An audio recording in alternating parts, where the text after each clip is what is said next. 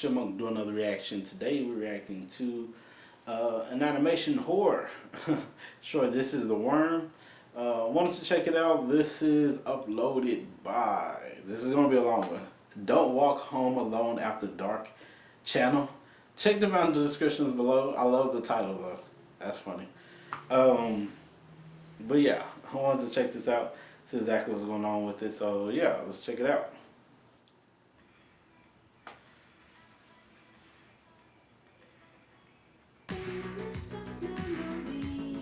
Working on the car.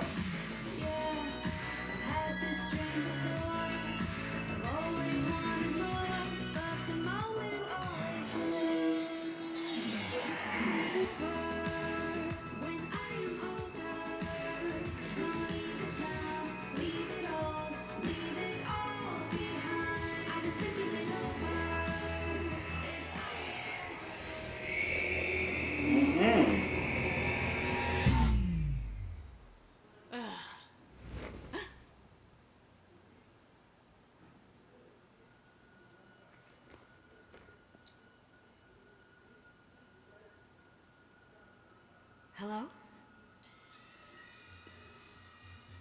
Why do people say hello? I can never understand that one. My crazy ass probably do the same thing.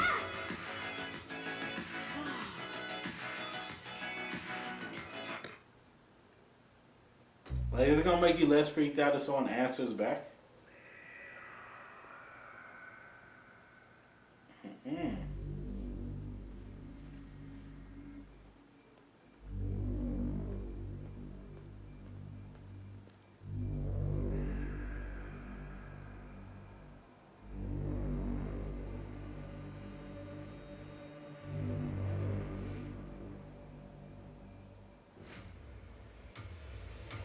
Mm-mm.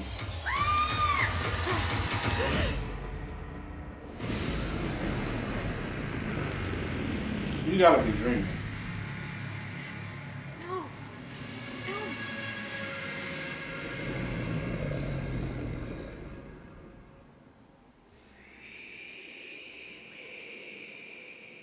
More. That's fine.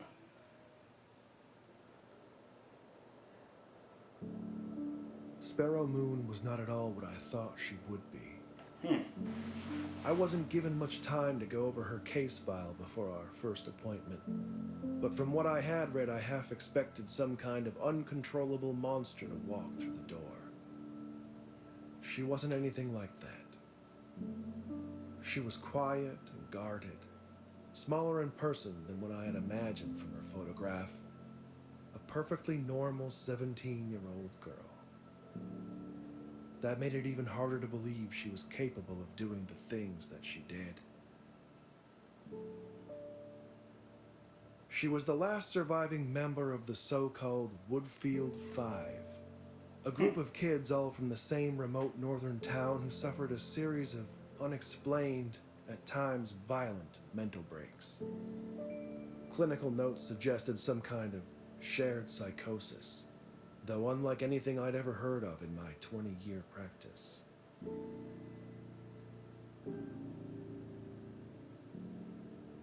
By all accounts, Sparrow had an unremarkable childhood.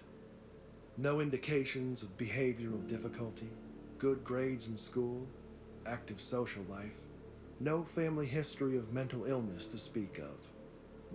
Her mother had been part of some offbeat spiritual commune years earlier, but had left that behind when Sparrow was quite young and eventually remarried.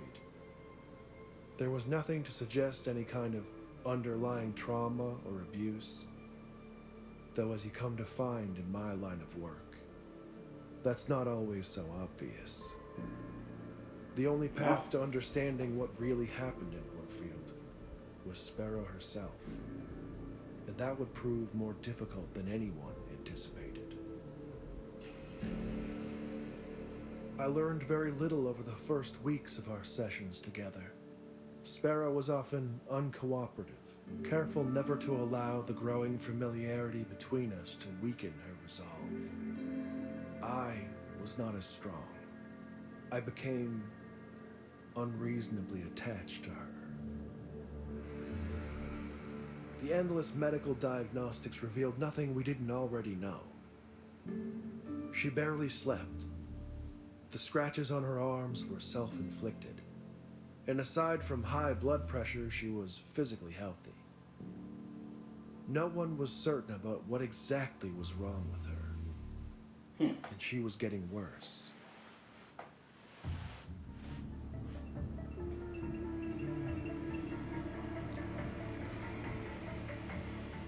The weeks turned to months, and I was running out of time.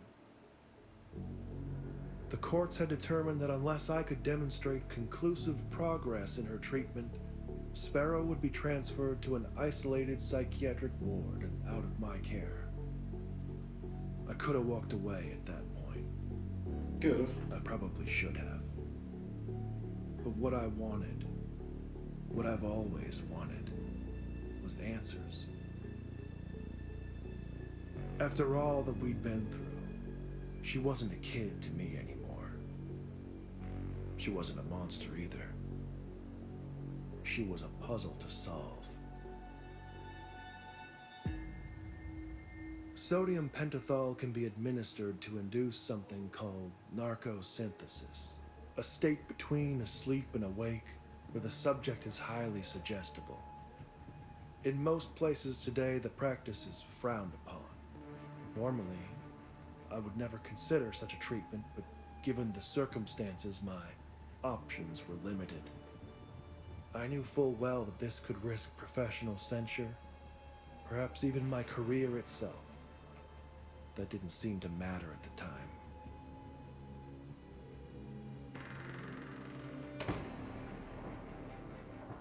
After the injections, Sparrow was brought to my office. We were left alone, and I asked her to count backwards from 10. Though before she even got to 5, it was clear she knew something was wrong. Her breathing became shallow, and her eyes darted around rapidly. She began talking about a mist coming into the room that only she could see. She could hear a voice from within it calling to her. The drug had disoriented her to such a degree that I don't even think she recognized me.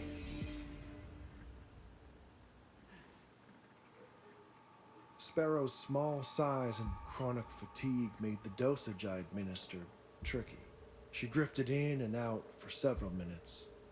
When lucid, I redirected her, asking if she could tell me what the voice she heard was saying. After a long pause, she finally whispered, "Little bird." At that point, Sparrow was not interested in answering any of my questions. She just spoke, and I listened. She said that it knew. It knew that was what he used to call her. The old man. But the voice wasn't a man's. It was something else. Who is the old man? She said it comes with the mist. That it takes things from you and it grows, adding to what it's taken from others. It eats you from the inside. She didn't know its name, but called it the worm.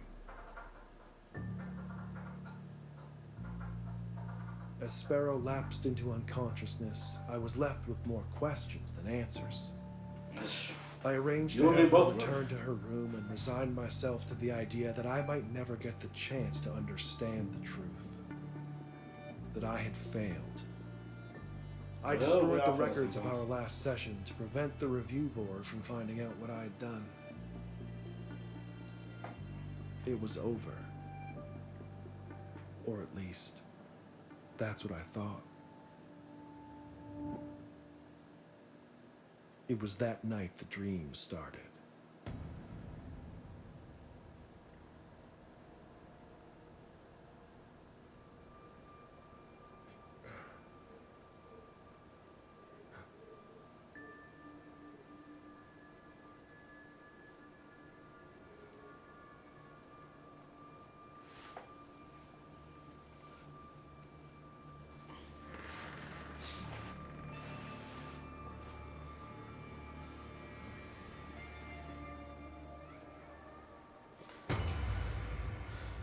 don't know if I have that much control in my dreams. But if I did, I wouldn't go through a door that's just standing there.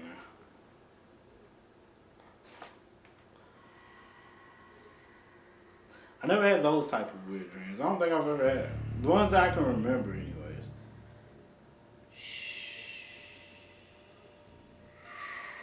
Wait. Come back.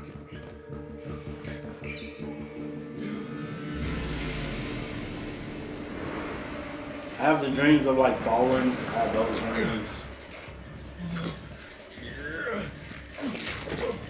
I have the water dreams and like.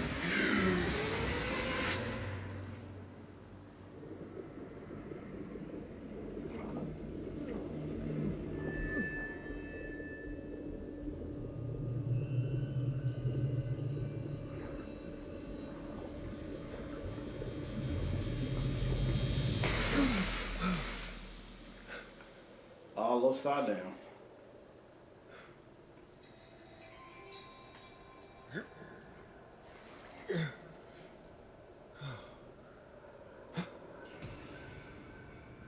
Sparrow.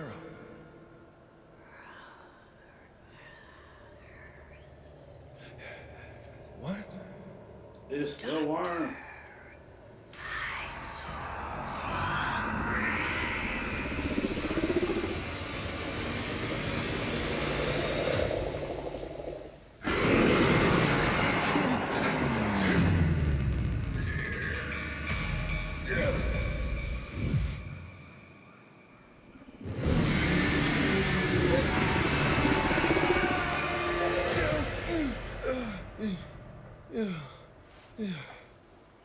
Thank God I haven't dreamt of like giant monsters, because I don't Every think I'd time be I able to go to handle it. sleep, it's the same.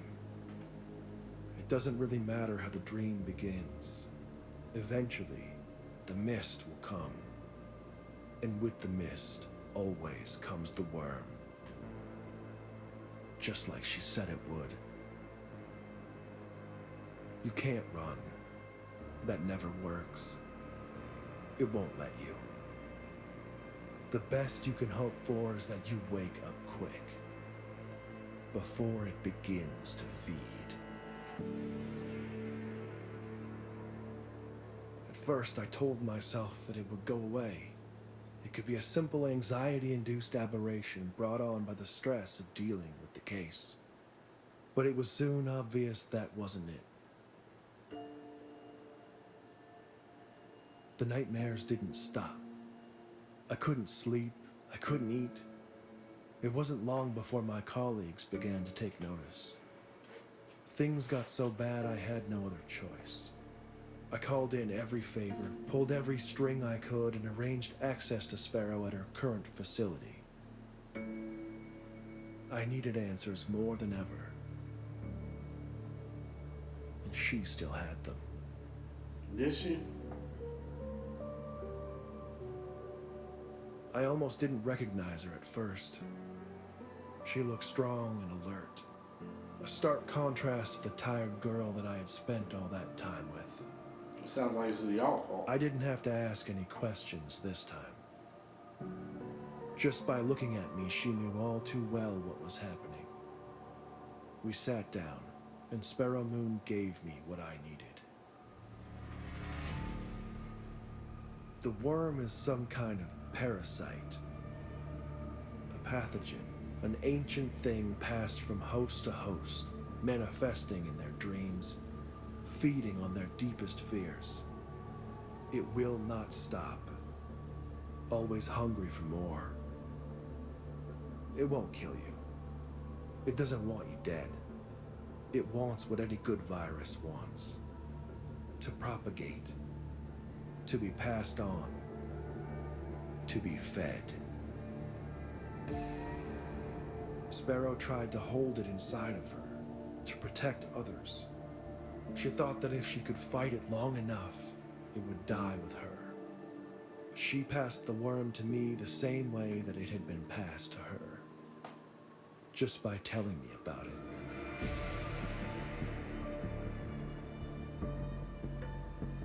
You have to believe me. So it's a story. I am sorry for this. Parasite, I guess. Now that I've told you, I don't know when, But sooner or later in your dreams, the mist will come. And with the mist, always comes the worm.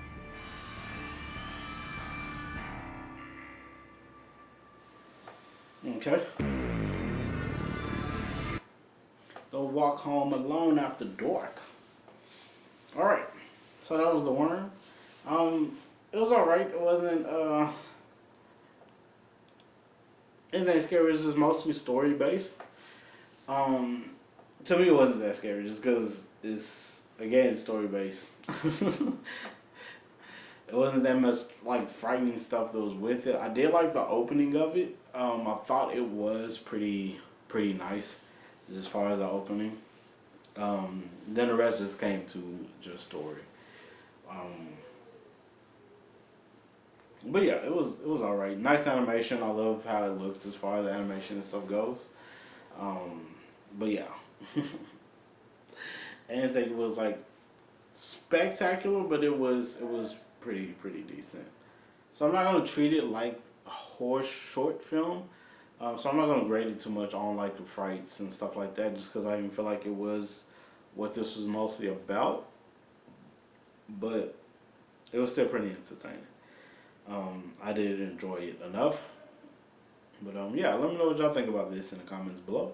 If you like this video, please put a like on the video. If you like to subscribe to see some more of my videos, please do. Thank you all so much for jumping on and giving me a try. I really do appreciate it. Please do take care of yourselves and each other. Peace, geekdom.